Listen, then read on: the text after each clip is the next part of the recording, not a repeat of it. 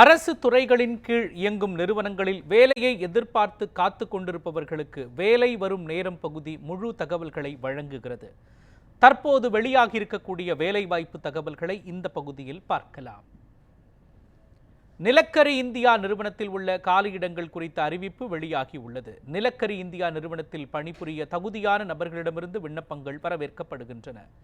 18 வயது முதல் 30 வயது வரை இருப்பவர்கள் விண்ணப்பிக்கலாம். மேனேஜ்மெண்ட் ட்ரெயினி பிரிவில் கம்யூனிட்டி டெவலப்மெண்ட், சுற்றுச்சூழல், நிதி, சட்டம், marketing, material management, HR, security, நிலக்கரி உற்பத்தி போன்ற பல்வேறு பிரிவுகளில் காலி பணியிடங்கள் அறிவிக்கப்பட்டிருக்கின்றன. மொத்தம் 434 காலி இடங்கள் உள்ளன.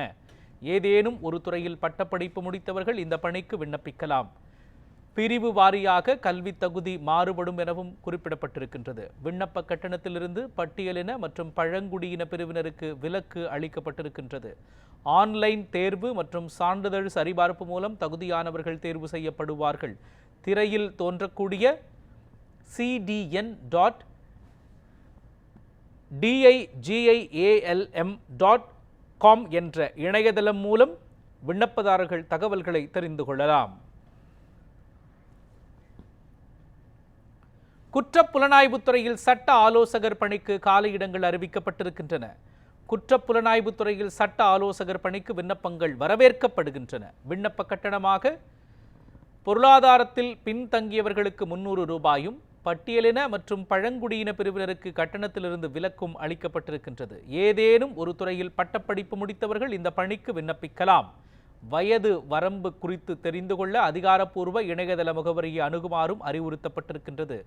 விண்ணப்பிக்க கடைசி நாள் பிப்ரவரி 18. ஒப்பந்த அடிப்படையில் நிரப்பப்பட உள்ள இந்த பணியில் சேர தகுதி வாய்ந்தவர்கள் திரையில் தோன்றக்கூடிய www.tnpolice.gov.in என்ற இணையதளத்தின் மூலம் தகவல்களை அறிந்து கொள்ளலாம்.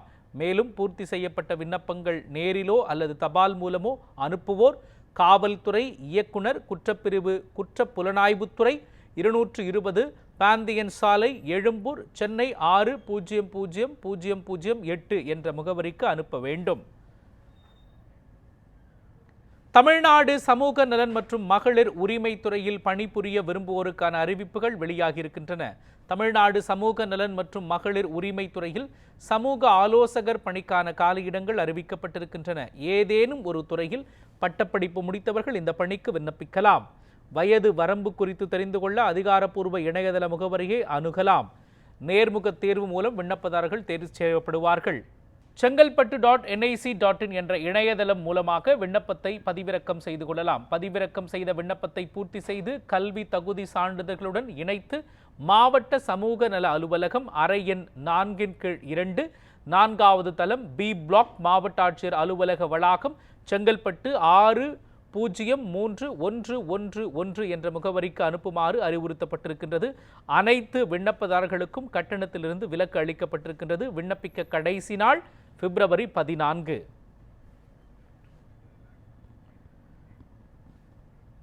மேம்பாட்டு கணினி வளர்ச்சிக்கான மையத்தில் காலியிடங்கள் அறிவிக்கப்பட்டு விண்ணப்பங்கள் வரவேற்கப்படுகின்றன. மேம்பாட்டு கணினி வளர்ச்சிக்கான மையத்தில் ப்ராஜெக்ட் சப்போர்ட் பணியாளர் மற்றும் ப்ராஜெக்ட் அதிகாரி பணியிடங்களுக்கு அறிவிப்புகள் வெளியாகியிருக்கின்றன. 50% மதிப்பெண்களுடன் பட்டப்படிப்பு மற்றும் முதுநிலை பட்டப்படிப்பு முடித்தவர்கள் இப்பணியிடங்களுக்கு விண்ணப்பிக்க தகுதியானவர்கள். வயது வரம்பு பற்றி தெரிந்து கொள்ள அதிகாரப்பூர்வ இணையதளம் சென்று காணவும். திரையில் தோன்றும் www.cdac.in என்ற இணையதள முகவரி மூலம் விண்ணப்பதாரர்கள் விண்ணப்பிக்கலாம். விண்ணப்பிக்க கடைசி நாள் பிப்ரவரி 20.